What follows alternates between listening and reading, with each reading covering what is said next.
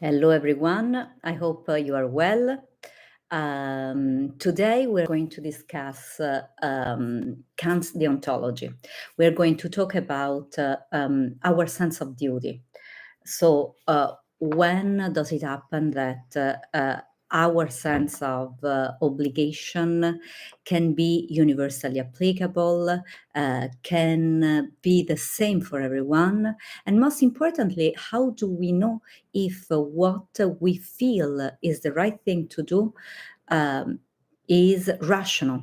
How do we know that a duty is rational?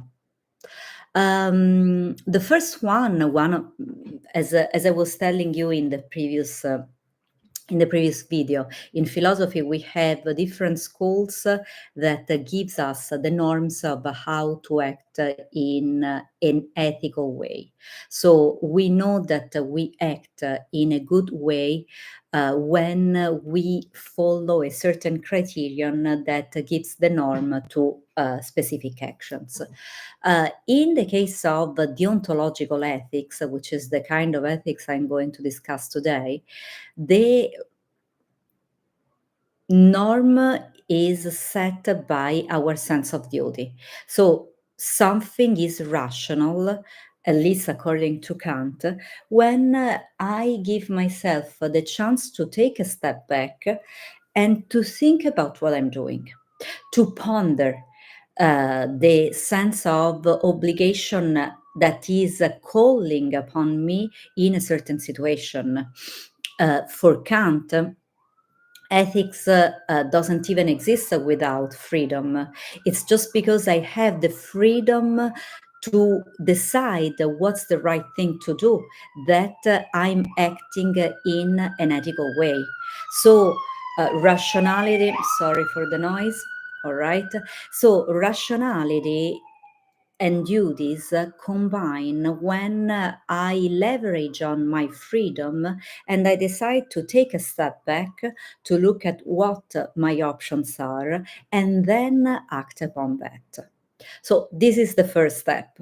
What is a duty? A duty is, we could say, a maxim, a principle that presses upon us and pushes us to, prompts us to act in a certain way.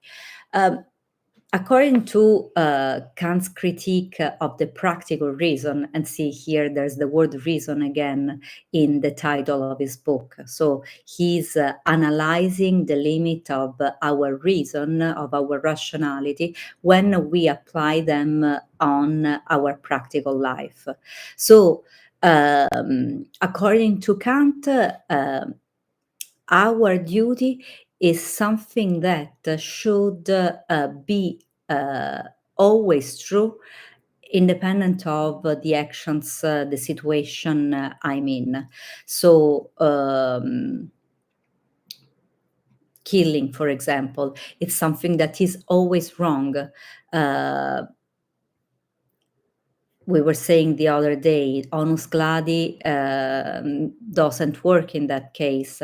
Self-defense is not a reason that is sufficient enough to go against your duty, because the sense of duty of the human being is to respect other human beings, and so killing is always wrong. Going to war is always wrong. So the duty is this principle or rule that can make sense of an action, whether or not we have thought about it in a way or another.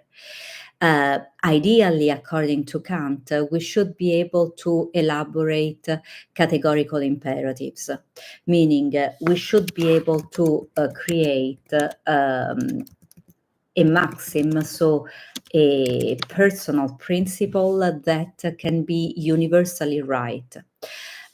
So while the hypothetical imperative is something that is conditioned by the situation or what someone else is saying, or something else that is happening. According to Kant, the categorical imperative is this maxim, this personal principle that can be a universal law. So the principle of universalizability, so the principle for which I can make a maxim universal, is one of the first characteristic of a categorical imperative. For example, respecting each other is a solid example of the possibility of universalizing a maxim, a duty.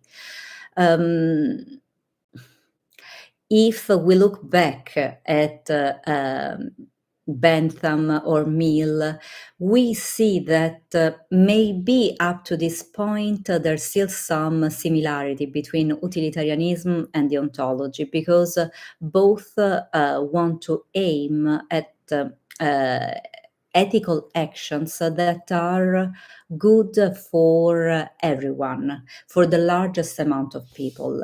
So in the first formulation of the categorical imperative, or the characteristic of the categorical imperative, we see that, okay, the law of nature can find somehow this similarity with utilitarianism. Yet the second formulation creates already a big divide, because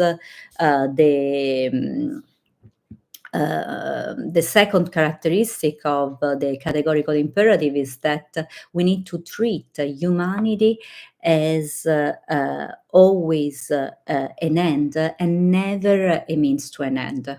So we want to respect the human being for the humanity that it represents, that for the goodness that every human endows in itself.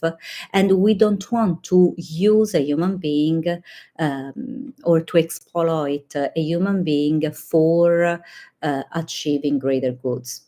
In this case, it might happen that utilitarianism see certain actions ethical even when we exploit other people, because maybe that exploitation might lead to a greater good.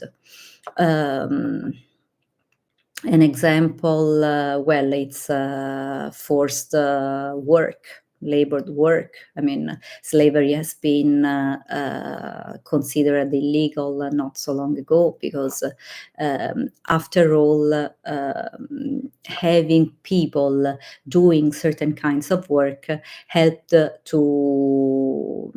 science, helped the society to progress. Well, more than science, the society to move on.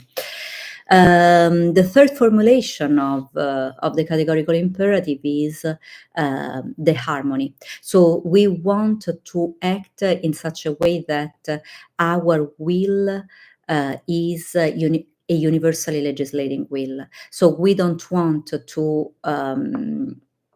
act good because someone else is telling us that we need to act good. In that case, ethics is not ethics. I mean, an ethical principle exists exactly because we are capable of being autonomous, meaning we can give ourselves the print autos and nomos. Autos means the person itself, and nomos is the law. That's the etymology of the word autonomy. So we are capable of acting according to a personal principle that tells us that this is good. So it doesn't come from anywhere else. But this inner voice that tells us to pursue goodness is at the same time universal. It's something that can find a teleological, larger harmony with everything else. That would be the ethical perfection. And we would love, after all, to have a society in which each one of us knows what good is, not because we are telling you have to be a good person, you have to respect other human beings, you have to be kind, and so on. It would be great if everyone knows what a rational ethical act is, and we are capable of um, being in harmony with each other and respect each other. The problem is the human being needs to grow. I mean, our ability to understand each other, understand ourselves, understand the society we live in, and being able to respect all these limits, all these coordinates, all these ingredients, if you want, require growth, require self-understanding, require um, uh, yeah, a path of self-reflection. That's why, I mean, Kant was writing in the mid of the 18th century, um, and some of his books, for example, bring traces of anti-Semitism, of misogyny. So it's a beautiful ethics, is ethics, but again, it's really hard to say what rationality is telling us. What is this universal voice that speaks through us?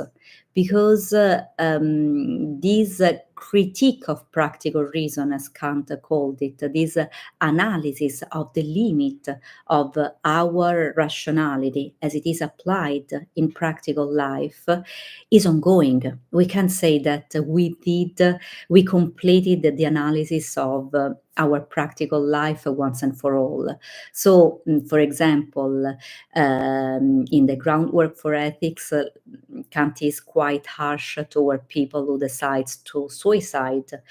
He defines them as beasts because they are not capable of loving purely. They are obsessed by self-love, and self-love becomes destructive, and so they become irrational, and in losing their rationality they are no longer human beings, but they are more similar to beasts. It's a harsh judgment. And I chose an example that is more or less neutral and not so triggering, considering where we are as a society. So we need still to grow. Each ethics, as we will see, has its own flaws. So utilitarianism, as we saw, tends to be exploitative. And yeah, to treat human beings often as goods means something to use. On the other hand, Kant praises human dignity, the nobility of reason that human beings um,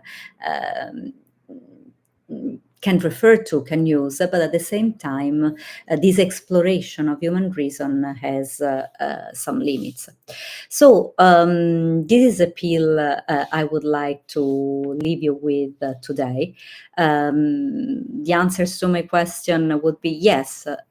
Our duty can become universal. We can find certain inner duties that can be the same for everyone.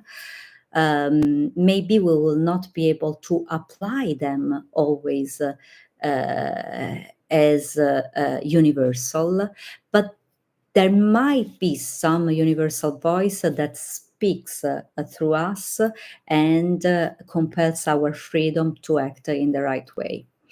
So I hope you enjoy this little pill of ethics, and see you next time. Bye.